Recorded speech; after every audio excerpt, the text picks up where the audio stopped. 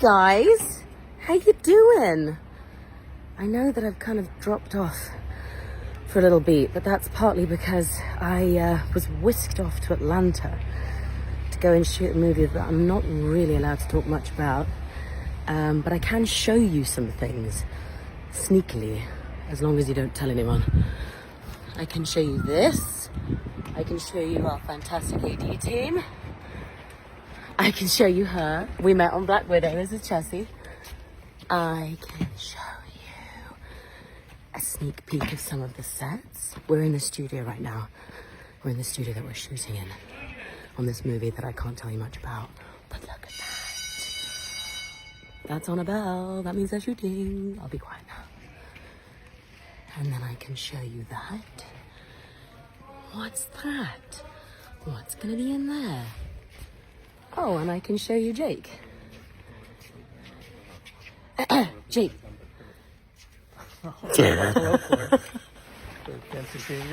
This is Jake, our director. Hi, everybody. What are we allowed to say we're doing? I don't think you're even allowed to be doing this, most likely. I know someone's gonna come and rugby tackle me. Yes. But what are we? We're just making a little movie. Oh. How you doing? We're good. Yeah. Can I show some of this? You're not allowed to show anything. Oh, That's enough. That's it. That's it. That's all you're allowed to see. I can show you a bit of that. No, I can't. I can't show you that. I can show you these guys. And we can say we're having an amazing time, and I can't wait you to see what we've made.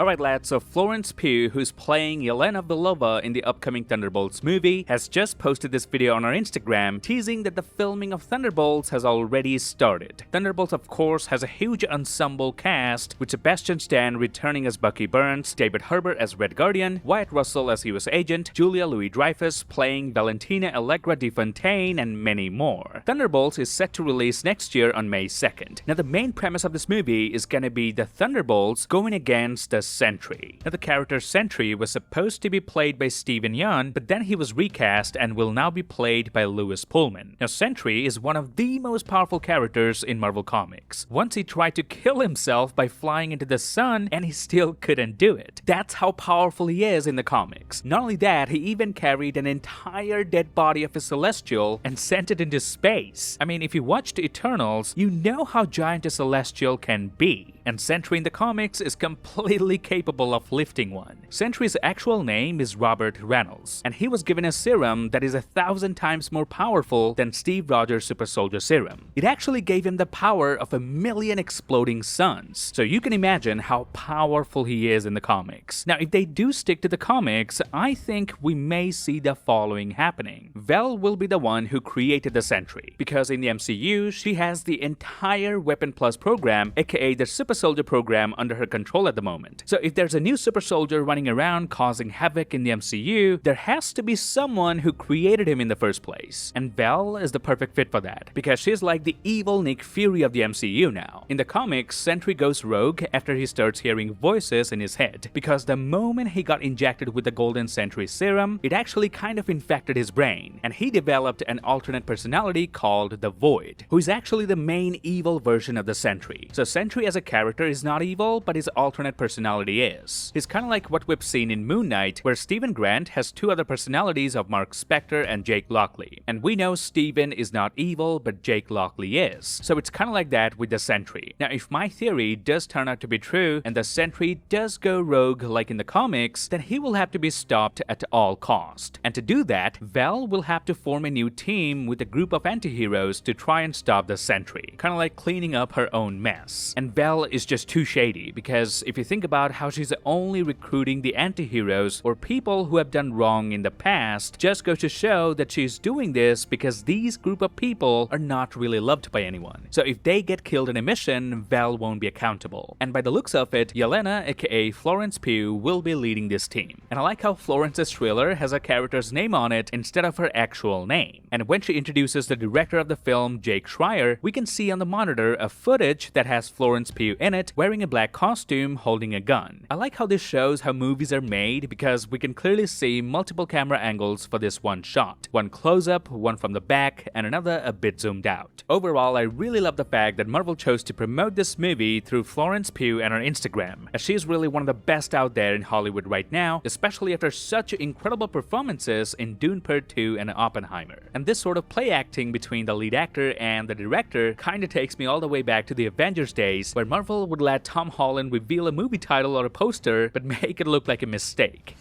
Hi Tom, I'm so excited to be working with you on Infinity War. I thought you'd like to be the first to see the poster for the movie. Enjoy, Mark Ruffalo.